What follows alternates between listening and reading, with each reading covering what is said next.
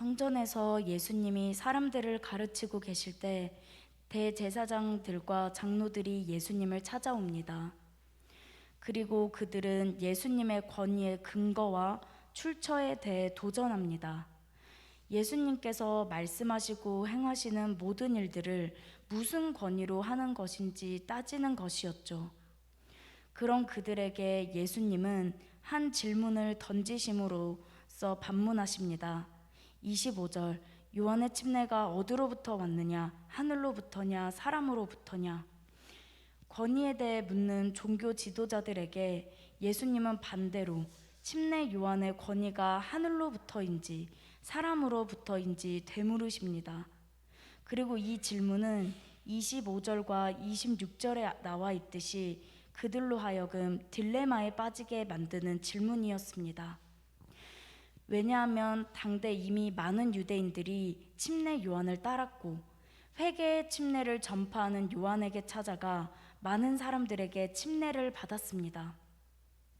요한의 권위가 하늘로부터 왔다는 사실을 많은 사람들이 동의하고 인정했던 것이었습니다.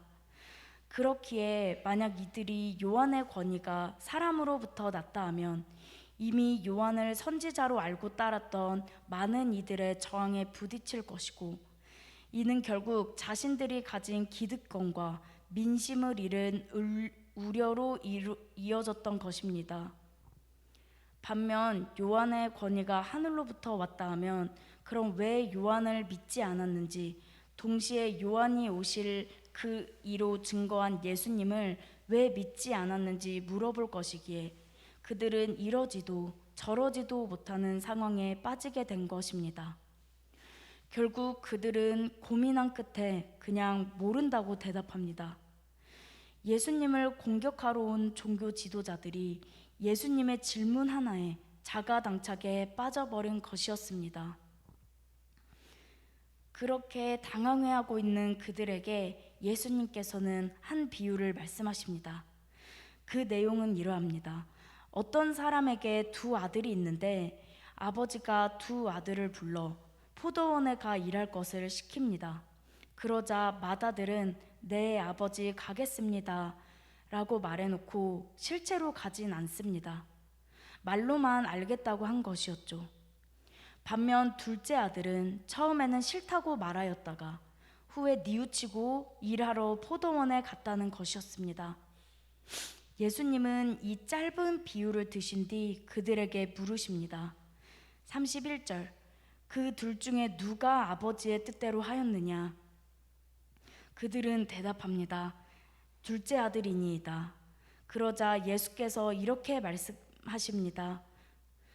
내가 진실로 너희에게 이르노니 세리들과 창녀들이 너희보다 먼저 하나님의 나라에 들어가리라. 요한이 의의도로 너희에게 왔거늘 너희는 그를 믿지 아니하였으되 세리와 창녀는 믿었으며 너희는 이것을 보고도 끝내 뉘우쳐 믿지 아니하였도다. 네, 예수님은 비유를 통해 종교 지도자들의 교만함과 위선을 정확히 지적하십니다. 말은 알겠다고 했지만 실상 아버지의 말을 따르지 않는 첫째 아들, 겉만 번지르르하고 실상은 그렇지 않았던 종교 지도자들이 이 첫째 아들과 같다고 말씀하시는 것이었죠.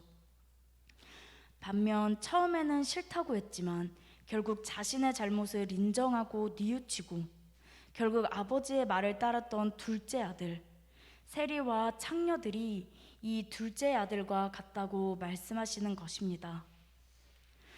많은 사람들 앞에서 하나님을 따르는 듯 보였던, 말로는 늘 하나님께 순종하겠다고 말했던 당시의 종교 지도자들의 실상, 그들의 불신앙을 폭로하고 되려 많은 사람들로부터 손가락질을 받았던 세리와 창녀들의 가난한 마음, 자신의 죄를 인정하고 뉘우치는 그 낮은 마음을 높이 사시는 것입니다.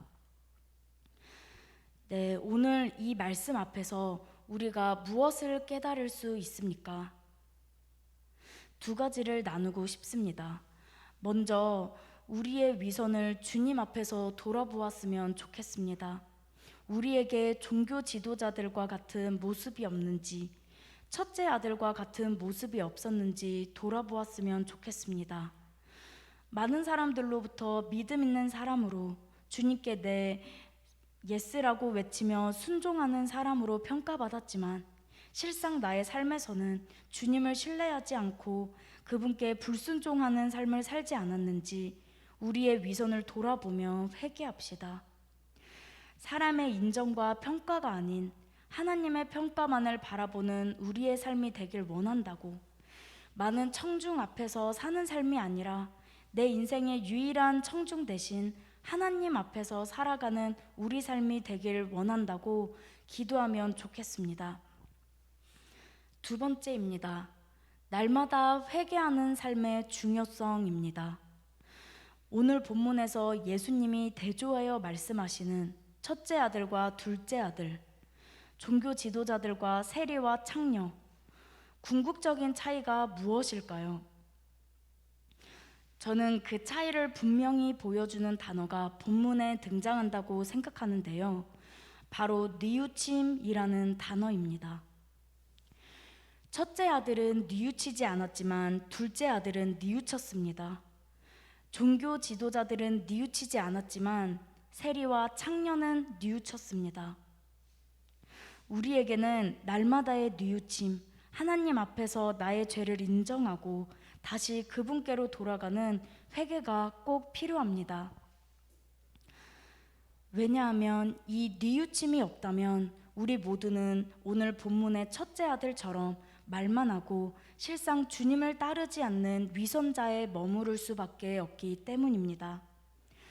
우리 모두가 주님 앞에서 주님을 따르겠다고 말은 하지만 따르지 못하고 또 다시 죄를 지을 때가 얼마나 많습니까? 사실 우리 모두가 바리새인이고 첫째 아들입니다. 그러나 우리에게 하나님께서 어떤 은혜를 주셨습니까? 바로 회개라는 은혜, 뉘우침이라는 은혜를 주셨습니다. 우리의 위선까지도 회개할 수 있는 은혜, 날마다 또다시 하나님께로 돌이킬 수 있는 은혜, 우리가 뉘우칠 때 예수 그리스도의 십자가 공로로 말미암아 영원히 하나님께 받아들여질 수 있는 놀라운 은혜를 주셨습니다. 그렇기에 우리는 날마다 그분께로 돌아가야 합니다. 뉘우쳐야 합니다. 내가 나의 주인 되었던 삶에서 주님이 나의 주인 되시는 삶으로 우리는 오늘도 뉘우쳐야 할 것입니다. 신자에게 회개는 특권입니다. 생명이요 기쁨입니다. 그렇기에 오늘도 내일도 하나님께 뉘우치고 돌아가는 우리 모두가 되었으면 좋겠습니다. 이 시간 말씀을 기억하시면서 기도합니다.